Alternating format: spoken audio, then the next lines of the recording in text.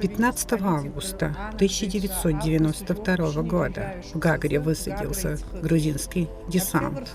Исполнители грузинской шовинистической политики в Абхазии. Оккупационный режим продолжался в течение неполных 2 месяцев, до 6 октября, посчитав своим священным долгом защиту Родины. Ринари Дзапшва ушел на фронт в свои 15 лет, дойдя до Дня Победы, но, потеряв дорогих сердцу людей, он больше и не нашел смысла в жизни и добровольно ушел из нее. Его короткий жизненный путь повествует о том, что неуправляемыми бандитами из Грузии совершали страшные преступления. Они успели оставить свой след пожарами, грабежами и убийствами.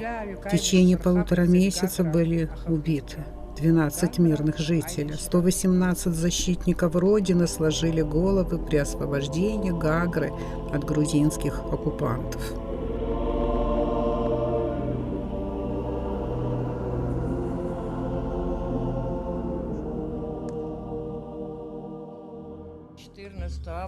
Четырнадцатого августа где-то к 11 часам сказали, что началась война. Мы тоже включили телевизор и увидели, что происходило. Все наши сыновья вместе со своими отцами выехали в Сухум.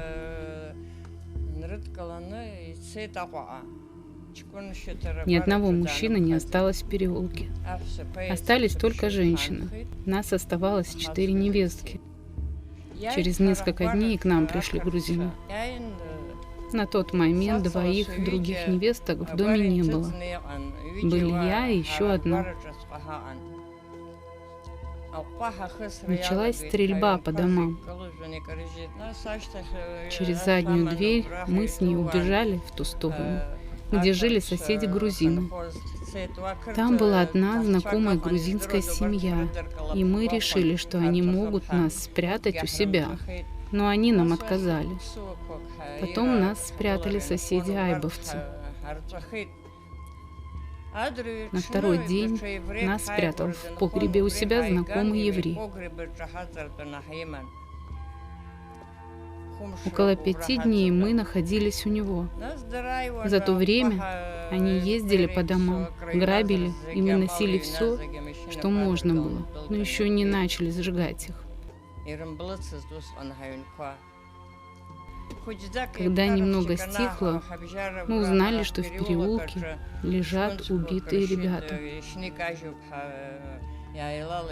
Мы побежали туда и увидели их. Сказали, что они ажибовцы. Мы накрыли их простынями. Потом они стали следить за нами, и пришлось уйти. Те 2 наши невестки оставались там. Они спрятались у каких-то армян, а нас вдвоем смогли вывести. Мы вернулись после освобождения Гагры. Уцелел только гараж. И мы с помощью соседей зашили внутри фанерами его и жили в нем с супругом 6 лет. Выжил старший сын. Да, он и его двоюродный брат погибли там. Мы его смогли вынести, а другой остался там. Об этом нам рассказали медсестры, которые вынесли его. После войны, спустя некоторое время, не знаю, сколько месяцев прошло, кажется, целый год, тела погибших откопали. Там среди других его и нашли. Его несчастная мать сказала, что узнала его по зубам. Нам передали останки, и мы похоронили его. У нас не было дома, и сын покоился в доме 4-го брата мужа, который жил чуть дальше нас. Мы тогда ждали, что привезут и его сына, но, увы. Мои 2 деверя, их сыновья и наш сын погибли. Левика сыну войну исполнилось 6 лет. Он был в Тхорчалах, у родни с материнской стороны. До них дошла весть о том, что дзябшибовцев перебили, сожгли дома. Он стал требовать, чтобы его как-нибудь отправили домой в Гагры. Его посадили в вертолет и отправили к нам. Мы встретили его и привезли домой. Война продолжалась. Ринарик сказал, что отправится на войну мстить. Мой супруг очень старался его отговорить, но он был непоколебим. Он ушел на фронт, но, конечно, испытал большой страх.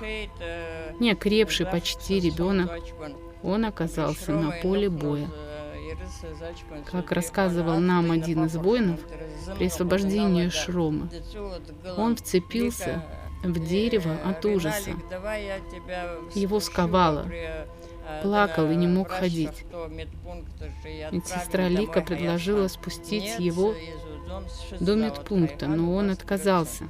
Его сердце не выдержало весь ужас, и он сошел с ума. Он всегда родную мать называл мамой Людой, а тетю мамой Заирой. Как-то ночью мы все вместе сидели там. Возвращаться к себе он должен был через наш двор. Им там выдали какие-то комнаты. Но он не вернулся. Тогда его хватили, стали искать. Позвонили Лике узнать, там ли он. И она вышла искать. Не знаю, где он достал веревку, но, закинув за торчащую арматуру, встал на табуретку и повесился в сожженном доме. Утром я вышла с ведром подоить корову и вижу, с криками несется Лика. Я повернулась и увидела кошмар. Наш мальчик висел мертвый.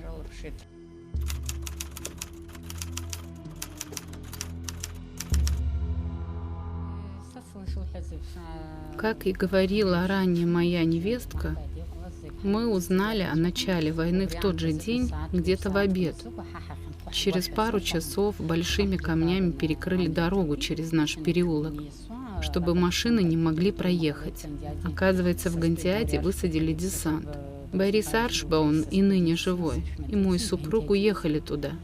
Там и убили его двоюродного брата по линии матери, парня по фамилии Капш. Мы все были угнетены. Дети вразброс, кто куда, многие на войну собрались. Мой сын, верите, ребенок 15 лет с топориком помчался куда-то, ну куда? Кто знал, кто ему встретится? Стали стрелять по переулку так сильно, что с деревьев начали падать ветки. Собрали всю детвору и отвезли на совхоз. С каждым днем все опаснее становилось. Они укреплялись и вооружались. Недалеко жили родственники супруга Трапшевца, и они прибежали к нам. Был угнетающий страх. Невозможно было его контролировать. К 16 числу нам удалось всех молодых собрать в одном месте. Были там и студенты, и школьники. Мы жили в центре Колхиды, прямо у трассы. Всех детей мы отправили по родственникам в другие села, а кто постарше, организовались в штаб в Бзыпе. Мы остались в домах. Наши не успели вернуться за нами, потому что все дороги к тому времени были перекрыты грузинами. В течение недели, пока они ходили по домам и грабили, зашли к нам во двор.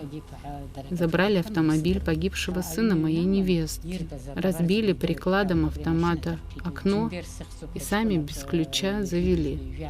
Погрузили в машину все, что вынесли из дома. Не за дом переживали, а за себя, потому мы и прятались. Я и моя невестка по фамилии Барциц неожиданно столкнулись с ними у себя во дворе. Парень лет 26-27 подошел к нам и представился Джумбером. Что вам не хватает абхазцам? У вас свое телевидение. Вы говорите на своем на абхазском языке, говорю, школы имеете. Что вам не хватало? А я говорю, а что тебе, молодому, не хватает? Я говорю, ты сам стоишь, хвастаешься. Я с Цхинвали только вернулся, мол, приехала в Абхазию. А что, истреблять нацию? Я говорю, и тех, и нас. Я говорю, а что тебе не хватает? Ты же молодой, ты мог бы, думаю, выучиться и образование займеть. Я говорю, но не воевать, не убивать людей. А что, говорю, вы так с нами разговариваете? У вас золото есть? Нет, у нас золота. А остальные его дружки обыскивали дом. Как оказалось, их на нас навели наши соседи, грузины, которые знали, что из-за этого дома парень неплохо зарабатывал и можно найти, чем тут поживиться. В доме готовились к свадьбе. В большом количестве в гараже хранилась выпивка. Конечно, вынесли все это. В ту ночь они перепили нашего вина и перестреляли друг друга. Об этом мы узнали позже. Тогда мы прятались у соседей армян. Награбленное сыграло с ними злую шутку. И 15 грузин перебили себя у бассейна, который они охраняли от наших. В сентябре 8 числа сожгли дом моего диверя. А через неделю ночью 12 числа сгорел мой дом и дом диверя Алеши. 13 сентября убили нашего брата Капш. Он только успел открыть окно. Это то, что мы видели сами. От страха не смогли пойти на плакание. Его жена пришла за нами и повела нас туда. Вертолеты все время летали над домами, и было страшно высунуться. 1 октября было наступление, но нам не сказали. Тогда я узнала, что моего сына отправили в Тхорчал. Я стала возмущаться, но мне сказали, что он все время путался под ногами, намереваясь уйти на войну. И потому для его же безопасности мой младший брат Валера отправил его в Тхорчал. Сын около 2 месяцев не знал, что его отец погиб, а дочери в день гибели отца исполнилось 9 лет. Сыну исполнилось 16 лет, когда он находился у моей мамы. Они рассказывали, что ему накрыли стол, а в тот день хоронили его отца. Они узнали об этом через мое письмо, что я отправила через вертолет.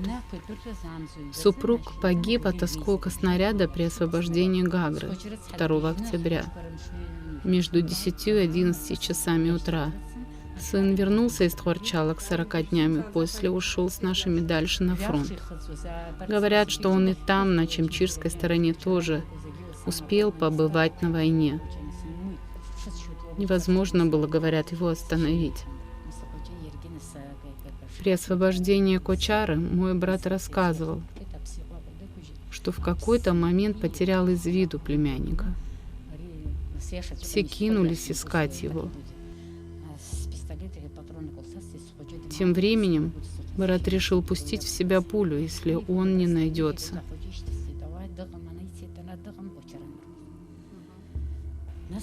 Вдруг где-то показался его силуэт. Когда подошел поближе, все увидели, что он нес на себе труп убитого русского парня.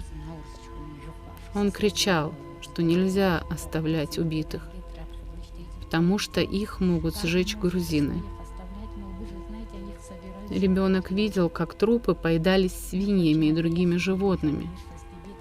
И, конечно, психика нарушилась. Он просил не заносить в дом свинину. Постепенно становился сам не свой. Какое-то время он лежал в больнице и принимал таблетки. но потом выписали. Дальше лечение он не продолжил. Все время говорил, что самые любимые люди в земле, и ему больше не интересно жить. И никакие мои доводы и уговоры не действовали. В ночь с 12 на 13 февраля 1995 года он на рассвете повесился. Такой вот ужас. Вот моя история.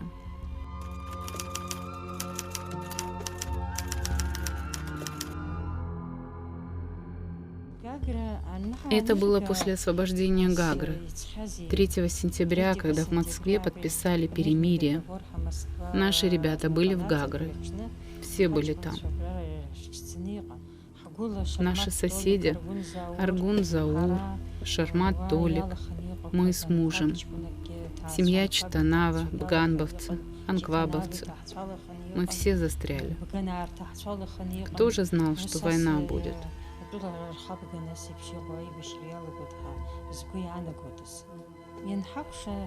Нас окружили. Я одна спаслась.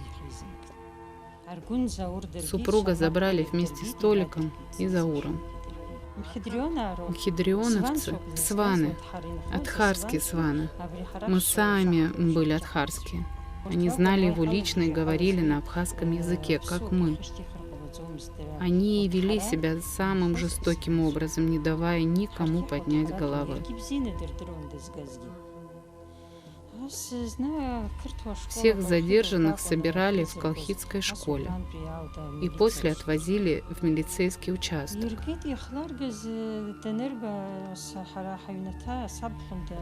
Моего диверя звали Митя. Грузины на дух не переносили его, и у них случалась аллергия от его имени. Очень недостойно они повели себя по отношению к нему. У него была проломлена голова, сломанные ребра, грудная клетка. Я даже не знаю, как вам объяснить, что они сотворили с ним. Валентина Николаевна Чачба была главврачом больницы. Когда ей стало известно о нем, она смогла забрать его из милиции и привезти в больницу.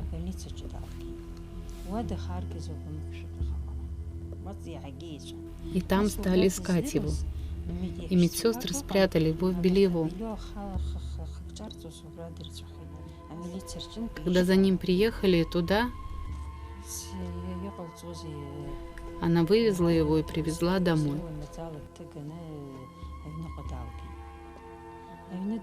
Он был в тяжелом состоянии, был без сознания. 2 дня держали его дома. Почти полуживым его вывезли в Сочи. Чудом выжил там. Но не дай бог перенести подобное кому-то. После войны он прожил 3 года, но от полученных последствий заболел. Лежал прикованный год и месяц и умер. В мирное время мы делили кусок хлеба. Оказалось, что зря. Были бы они людьми, сподобились бы на такое. Накануне войны я как-то ехала на работу на такси и спросила водителя, как он себя поведет, если начнется война между нами.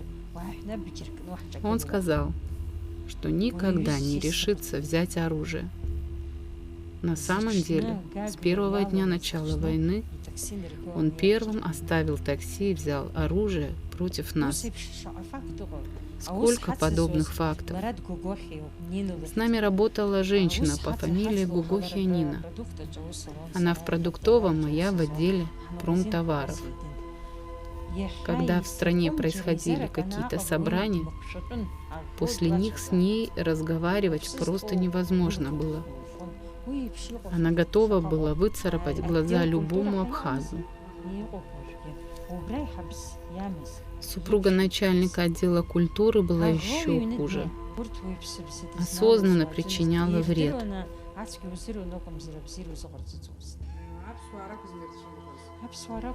Конечно, абхазов, хотя они не могли терпеть армян и русских тоже. Когда началась война, много кто убежал через реку Псов в Россию под разными предлогами. Сказали, типа мешки с мукой грузить на корабль. Мыши тоже так прячутся. Но мы не смогли себе позволить оставить родину в самое тяжелое время. Я отправил Кехерипа Бориса и Чимагуа Хараза. Я остался из-за детишек.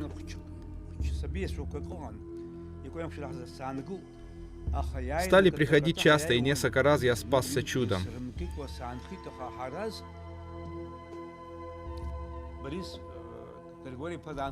Хараз Чимагуа звонил от Басныки Паясона, и потому они смогли найти его и забрать. Григория Кехерипа я смог отправить вечером через побережье. Шел дождь. Он сказал, что если я услышу выстрел, значит его заметили и убили. А меня рано утром поймали и привезли в здание КГБ. Меня пытали, чтобы я выдал адреса и имена состоятельных людей. Я сказал, что не имею таких знакомых, и у меня все друзья певцы и все бедные. Когда меня спустили вниз, встретился Кванталиани Гиви Шалович. Он был первым в Гагре и руководил мхидрионовцами. Я спросил его, что же это с нами происходит. Он в ответ закричал, почему меня здесь держат, и велел отправить к тем, кого держали для обмена. Имена всех задержанных вносил в список Хачик. Я специально громко просился в уборную в конце коридора. Я же знал, что Кучка Айба, Купалба Алеша, Хараз Чимагуа и Шармат Толя были задержаны. Видимо, Хараз услышал мой голос и отозвался. Сказал, я тут. И я ответил, тихо, сиди там. Меня закрыли отдельно. На рассвете я услышал, как позвали на выход Халваш Жору.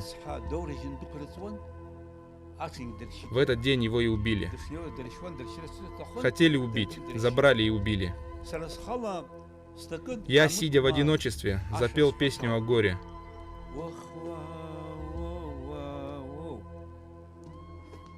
Кучка услышал мой голос и стал подбадривать меня, чтобы я не испугался. «Я разве от страха пою?» — сказал ему тогда. Я бы причитал, если так. На прогулку меня не выводили. Хараза били не раз, и он не выходил, стесняясь синяков. Его били жестоко за то, что он всегда говорил правду. Мы были голодные, но кто предложит поесть? Смотрю, в подвал заходит русская женщина с буханкой хлеба. Что еще надо, если дадут хлеб? Вода чистая была. Когда я отломил половину, вдруг обнаружил кусочек бумаги.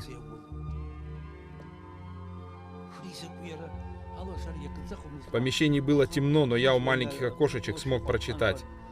Там были слова к песне.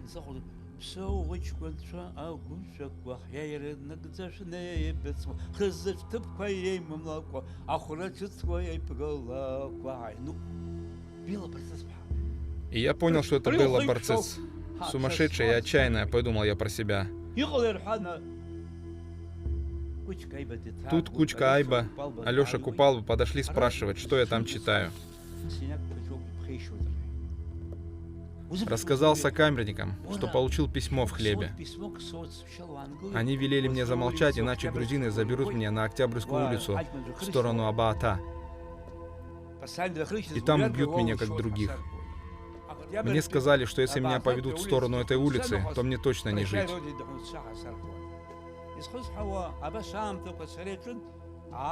На 8-й день озвучили список.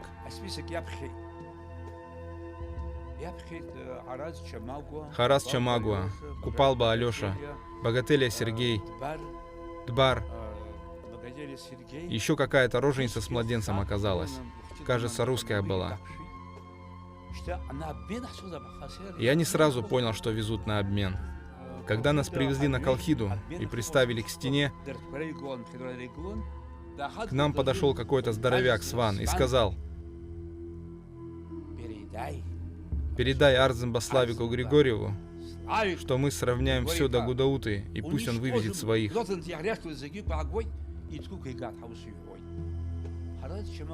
Хараз Чомагу ответил, что Арзамба прав.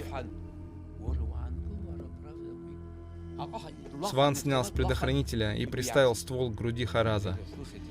Я кинулся говорить, что Хараз душевно больной и не стоит тратить на него патрон. Больше выхода не было, иначе убили бы всех. Я попросил убрать автомат и что сам все передам. Наконец нас обменяли, и мы оказались в штабе наших. Там встретили Бган Базаура Рамшуховича и Язычба Руслана Назбеевича. Сванов передали своим.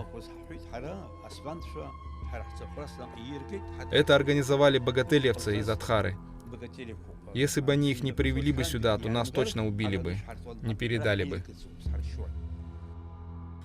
Местные грузины были настроены очень агрессивно. Если бы они не допустили, такого не произошло бы. Люди грузинской национальности из села Гечрыбш в основном были потомки тех, кого в 1937 году в период переселен строя завезли сюда. Среди абхазов там жили только 5-6 человек. Начальник отдела милиции Гурам Шенгелая готов был буквально съесть абхазов. Он в 1989 году тоже отличился в известных событиях на стадионе. С его подачи и пособничества были измучены жители Цандрыпши: Сергей Лаврентий, Ажи Бахака, Амич Бакриша. Это были друзья преклонного возраста. Шенгелая взял Амич Бакришу и поднял его в Нахабстугде санатории. Сейчас он называется Москва. Застрелили и скинули в обрыв.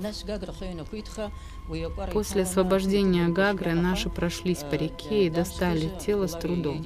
Достал его Гулария Эдик. Он погиб потом в ходе войны. Сергея Лаврента ранили в ногу. Наведались и Кажи Бахака с супругой Бабилой. Их дети Анри и Саида были школьниками.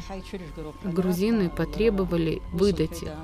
Мать сказала, что не знает, где они, что они могут быть и убиты. В ответ они вырубили ее прикладом автомата. Перед этим они обчистили дом и вынесли все, что можно было. Они были зажиточными крестьянами. В тот момент, когда мучили Бабилу, Акык был в коровнике. Детей они прятали в чулане, а потом у соседей, армян. Супругов облили бензином и сожгли в доме. По сей день армяне говорят, что никогда не забудут, как они кричали. До звезд доходил этот душераздирающий крик. Перед тем, как мы сами ушли, нам звонили по поводу Хараза Чомагу. Сказали, что им серьезно заинтересовались грузины, и не можем ли мы его забрать к себе. Он у нас находился 11 дней. После этого я его видела и говорила с ним. В русской 4-й школе временно учился мальчик Тамаз Ломи. Мы его называли Тяпой. Когда его исключил из другой школы Кация Георгий, он пришел к Харазу Чомагу. Я в тот день из редакции попала к нему и сказала, что, может, не стоит принимать его в нашу школу. И сказала, что он может в будущем навредить нашим детям. А он сказал, что как бы то ни было, жалко оставлять мальчика, и зачислил его в школу. И тот, которого он пожалел и дал возможность получить полноценный аттестат зрелости, в дни войны стал палачом при гвардейском штабе грузин. Пока была возможность, Хараз через Кизиловую рощу незаметно пробирался до школы, чтобы издалека посмотреть, цела ли она. Кто-то ему сказал, что грузины собираются водрузить свой флаг на школе. Он сказал, что не потерпит этого и все равно доберется и сорвет его. Можно сказать, что он сам лично принимал участие в строительстве школы. У него были золотые руки. Так он не послушался и ушел. Назад не вернулся, его задержали. Хараз рассказывал, что когда его завели в подвал, он споткнулся обо что-то. Оказалось, что это был избитый Купалба Алеша. Избиениями и издевательством занимался лично Тяпа. Он держал в руках обугленное полено, и им он бил по лицу Хараза. Когда он спросил, не Тяпа ли ты, тот ответил, что он теперь для него не Тяпа. Дальше Хараз рассказывал, как его бывший ученик, которого он устроил в свою школу, до того отчислили из другой, бил его по голове своим обугленным поленом, и глаза забивались пеплом и крошками угля, а из ушей текла кровь. Когда Харазу передали, что его хотят обменять на сванов, Пион ответил, что не желает обменять себя на свиней. Если хотите, я попрошу Ганба Заура, который занимается процедурой обмена пленными, прислать вам свиней. Зарежьте, поешьте, и на них меня обменяйте, сказал он. Местные грузины занимались пособничеством по выявлением адресов абхазов. Например, Сандро Тарба. Он был полноват и не смог прыгнуть. Его убили прямо на лестнице. Стреляли пришлые, а местные, без зазрения совести, заходили за ними. Так было и с Анатолием Кове, который прыгнул сверху и сломал ногу. Измучены были Лева Лакарба, Гунба Гриша был убит, Чача Ахиба. Это были совестливые мужчины, которые никогда не вредили никому. Все, кто выехал, были причастны к разным преступлениям, без исключения. Когда проводили собрания на стадионе по поводу целостности Грузии, не все были там. Если камера не дает возможность увидеть всех, но я помню каждого в лицо. Я увидела во много раз больше, чем тот, кто снимал камеры собраний. Будь то женщины, то мужчины. Сестра директора школы, Чакобирия Бичаку Артемовича Александра, была учительницей, но призывала вырезать всех ножом. Кидали камни. Тот Тяпа жил рядом со стадионом. Он кидал бутылки с арены. Очень был измучен и в конце умер от последствий сын Арзамета Сабуа Родик. Он столкнул сверху того Тяпу. Внизу было кафе, и он упал на груду бутылок. Шоня приходил и возмущался по этому поводу. То, что произошло на стадионе, нельзя и невозможно забыть.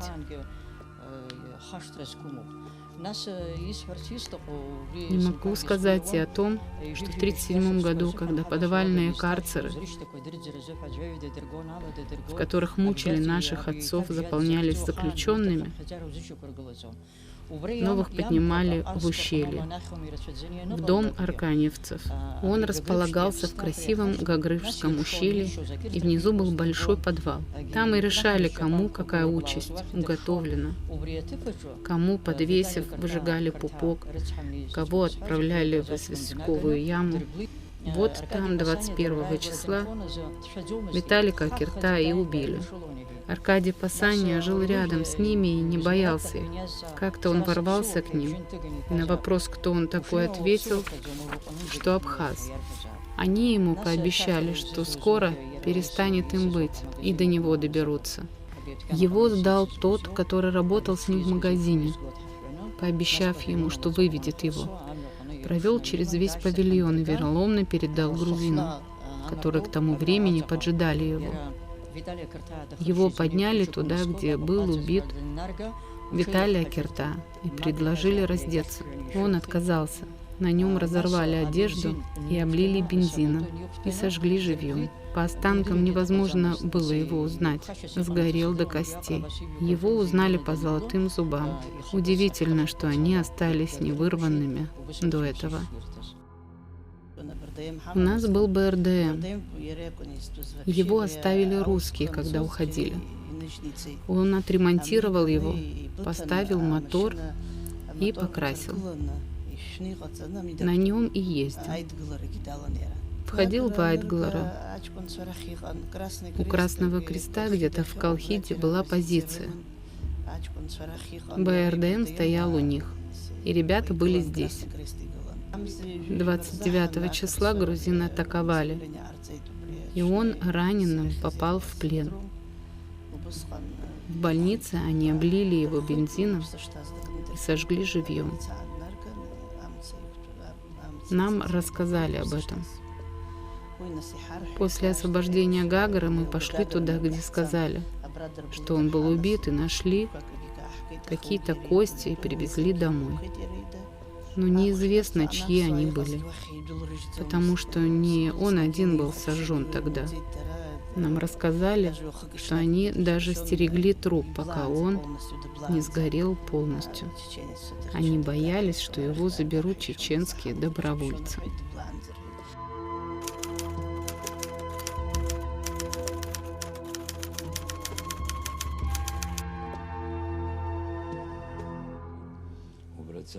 В Цандрипше было около 5-6 абхазских домов. Там жил мой тесть, Амичба Григорий Степанович, со своей супругой Амичба Хиба Фикри Алиевной. Их сын воевал с оружием в руках. Когда высадился десант, он тоже участвовал в нем и был среди тех гагрцев, кто противостоял врагам. Ни у кого толком оружия не было, силы были неравны. Через некоторое время после освобождения Гагры грузины совсем озлобились. А до этого там жили жибовцы.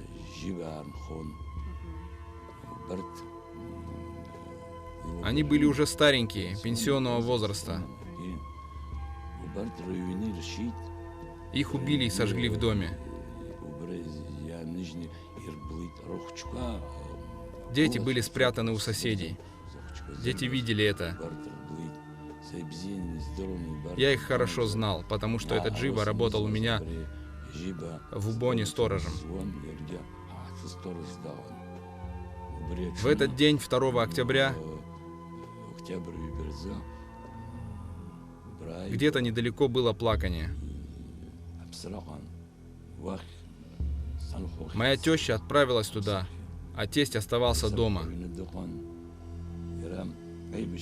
Он прошел всю Отечественную войну и был безруким инвалидом 2-й группы. Она не задержалась там надолго, потому что переживала, что супруг один. Решила выйти к дому через железную дорогу. И там встретился ей сосед-армянин, который сказал, чтобы она не шла домой, что туда пожаловали мхидрионовцы, и спрятал ее у себя. Сосед рассказывал, как тестя вывели в тапочках и домашней одежде. Вообще он, несмотря на отсутствие руки, был очень подвижный и трудился много. Его забрали в милицию. Рассказывали, кто видел.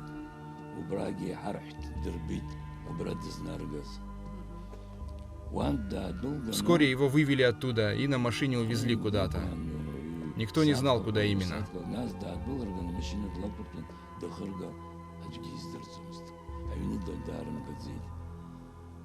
Когда мы освободили Цандрипш, стали искать его.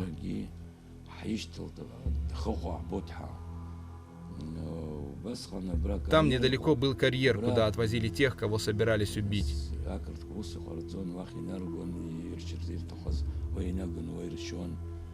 Мы обыскали там все, что можно было, но не смогли найти. Перевернули весь поселок, но безуспешно. Мы не прекращали поиски ни днем, ни ночью. Уже хотели хоть бы кости найти.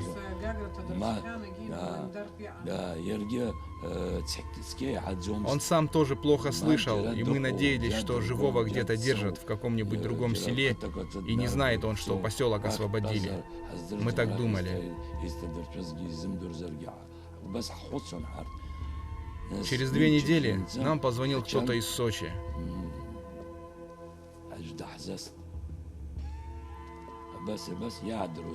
Его родственники жили в Сандрипше.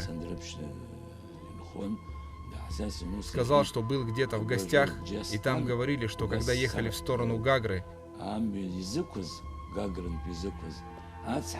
под мостом видели убитого старика. И удивились, что даже однорукого не пожалели. И он сразу понял, что это наш. Мы быстро отправились туда. Помню, как сегодня. Золотой пост от Сандрипша находится примерно в 5 километрах.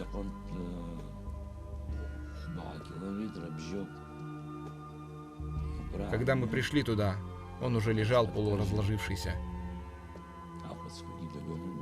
В животе и в груди были следы от пуль. При жизни он всегда говорил: «Похороните меня в Гладах, рядом с родительским домом». Там были похоронены погибшие в Великую Отечественную 3 его брата и отец. Только он один тогда вернулся живым с фронта. Мы сколотили гроб и похоронили его у него во дворе, с намерением перезахоронить уже, когда закончится война. Дворик тоже был у него небольшой, но мы его там похоронили. Не стали, в общем, кладбище делать. Когда война закончилась, мы перезахоронили его в Гладах, как он просил. Ему было 76 лет. Его мать была жива, и ей на тот момент было за 100 лет. А как ей не сказать, что произошло? Она была очень крепкая и могла без очков провести нитку через игольное ушко. Но после этого не прошло и года, как ее не стало.